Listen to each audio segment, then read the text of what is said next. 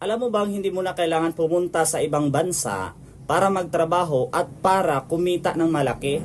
Kasi merong isang opportunity na nandito lang sa Pinas at very doable and very flexible lang. Kasi yung opportunity na ito purely online. So kung ikaw magsimula dito kahit saan, kahit kailan, pwede ka talagang pumaldo. Kasi nga magagawa mo siya kasi gagamitin lang yung social media accounts mo. Kaya kung ikaw ngayon meron kang cellphone, laptop, or any gadget na meron ka at meron kang stable internet connection, wifi or data man, pwede ka na kumita dyan. Possible po, pinakamababa sa isang araw ang 5,000 pesos. Kaya ngayon kung nakakita ka man ng video na to at gusto mo magkaroon ng breakthrough dahil matagal ka na sa trabaho mo pero wala ka pa rin naiipon, yes, naiipon mo lang resibo at edad lang, well baka merong mali sa ginagawa mo at baka kailangan mo ang OBE or Online Business Academy. Kagandahan dito kahit meron kang trabaho, magagawa mo siya kahit part-time kasi pwede mo magawa at least 2 to 3 hours sa isang araw. And meron na tayong mga free training dito and ako personal